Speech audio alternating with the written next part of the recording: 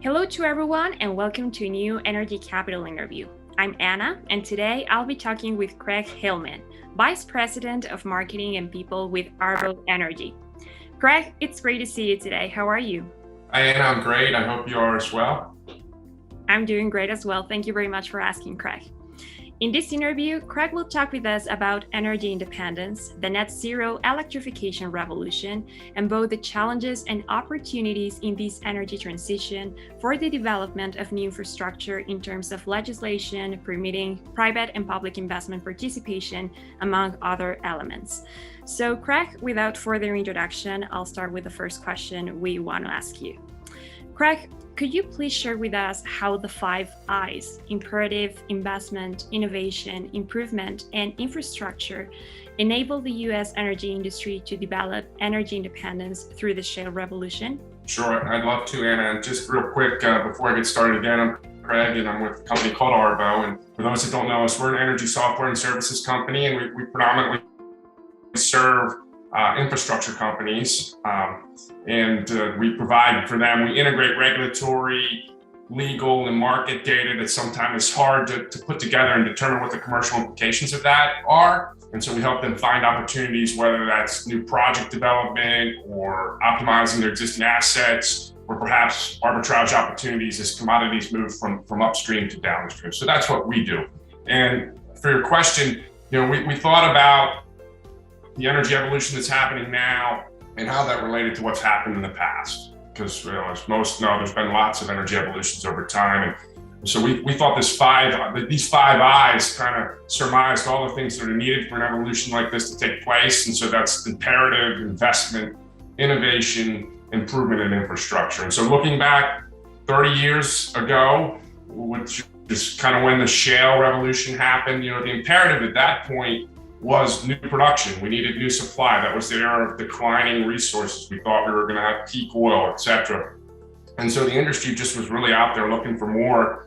And a lot of that was driven, by just their general economic interest and the economy generally needing those resources. The investment piece of that, interestingly, was mostly private, and that's going to be a contrast, I think, what we're going to see in the future. The innovation was significant, mostly related to the engineering and production technologies, and how do we get these natural resources out of the ground in a way that we hadn't been able to before. And then along the way, there's a lot of improvement. A lot of that improvement came with lowering operating costs, because as the U.S. became a much more robust supplier on the global markets, of course, there was response from OPEC, and there were economic cycles along the way. So that average cost continued to improve, which allowed all those companies to be viable over time. And the infrastructure associated with that ended up being how do we get all these resources across the country through pipelines. So we had a large pipeline build out, as well as how do we convert a lot of our importing facilities to exporting facilities. So you could kind of see activity across all of what we're calling these 5 I's. So we could say that the energy transition we are currently experiencing aims to reach net zero electrification. In this regard, what elements could characterize this new energy revolution? Well, I think what we're seeing real time right now, as the infrastructure bill moves from Senate to the House and perhaps into law in the fall, is that this is a lot more policy driven, perhaps, than pure industry and economic driven that the shale boom was. That there's a consensus now that we need to get to net zero. There's a lot that has to happen for us to succeed, and so the policy and the government is coming forward. So we're doing this, and they're going to put a lot of money behind that. And not only does that policy consensus have to exist here, it kind of has to exist globally, and so that's a big part of it. And we're going to move some of our base technology to renewables, or most of it, and that's going to require a lot of electrical transmission infrastructure that we don't currently have, and that's aimed particularly at the transportation sector. And the big challenge to overcome there is how do you transport that electricity over long distance and store it, because where it's coming from. The renewable sources of it aren't necessarily always on, so you got to store it, you got to move it, etc. So that's a big part of it, and it's going to require all the other eyes too that I think we'll maybe talk about more. Following on those elements, Craig, what are some differences you see between interstate gas pipeline proposals and large interstate high voltage electric transmission projects currently in the US? Well, this is where it kind of gets a little bit complex in terms of what the everyday American really wants to pay attention to and how this is all going to play out. And you know, the average energy consumer is definitely going to be involved because they're likely going to have to pay more for all of these new sources of energy and all the infrastructure that we need to support it.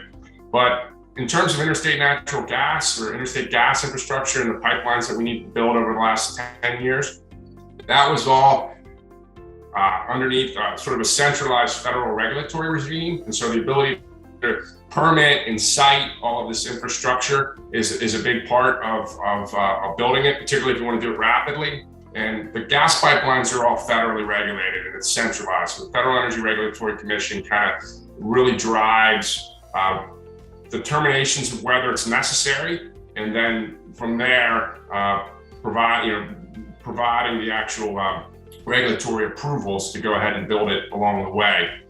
In terms of electrical infrastructure, that's not the case. It's state by state by state. And over time, that's been okay, how it evolved, because you didn't necessarily have to have large interstate transmission, and it could be contained within a state or a couple of states. Now we're talking about having to have a lot more of that, and that needs to be over longer distance. So it requires multiple states to work together to approve these types of projects. And that's a tough thing. It's hard to get that much consensus, particularly if it's not to the benefit of some of the states that it's crossing. If you're trying to take wind or solar energy from the Midwest and get it, say, to the Northeast, you know, some of those states in between aren't realizing a direct benefit, but they still need to, you know, allow that construction to happen and allow that infrastructure to operate over time. You've mentioned some very important challenges thus far regarding, for instance, interstate electrification. So in this regard, what would be other challenges and also opportunities for electric infrastructure permitting in the US?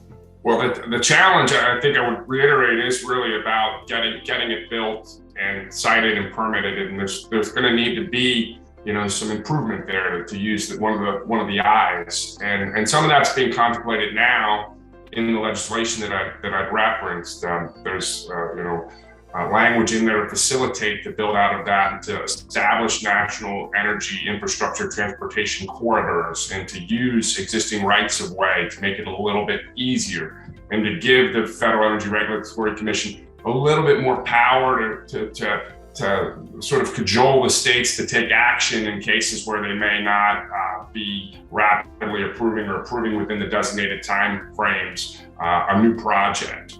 And so there's opportunity there as hopefully those regulatory frameworks and processes are streamlined for that infrastructure to get built. And on the flip side of that, those opportunities are right where the challenges are. But overall, I mean, the consensus or the imperative that it get done is rapidly coming into view, and so we're headed in the right direction, I think. Considering that the U.S. still has several natural gas pipeline projects projected, how could existing pipeline infrastructure play a significant role in the renewables revolution? Well, I'm glad you asked. A lot of those pipelines are our customers. We care a lot about them, work with them every day. And that's a big question around, hey, we just built hundreds of billions of dollars of infrastructure to support this kind of last energy evolution. And are we just going to start over? Or is there a role for them to play as we evolve and look for other sources and more renewable sources of energy? The big ones there are for the existing pipelines, it's likely hydrogen. It's possible to convert the gas pipelines to carry hydrogen. You can get green hydrogen, a pure renewable source of energy. And so that's a big opportunity that's also referenced at length in the legislation that's working its way through Congress. There's also a lot that needs to happen in terms of carbon capture and sequestration. So there's opportunities there for infrastructure that would fall, within the capabilities of kind of that existing industrial base. So there's a lot there.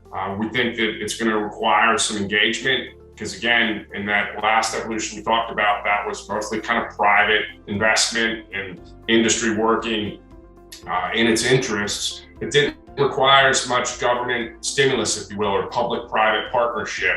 And so those connections and those partnerships and the way that works over time is something that the existing industry might need to really engage in that they're not used to. And so for them to be able to participate and really take advantage of that opportunity to repurpose their existing infrastructure in the context of net zero, they may need to really engage in some of these grant programs, lending programs, and other technology demonstration programs that the Infrastructure Act is contemplating.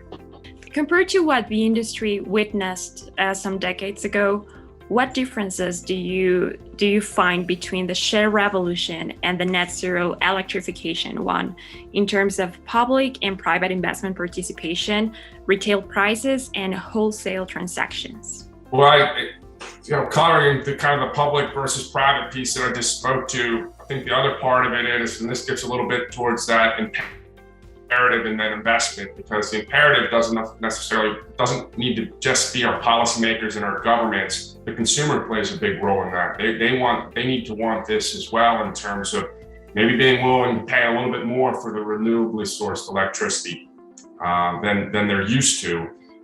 Because of the supply and demand dynamics that existed over the last 20 years, you didn't see a whole lot of increase in terms of retail prices or wholesale prices.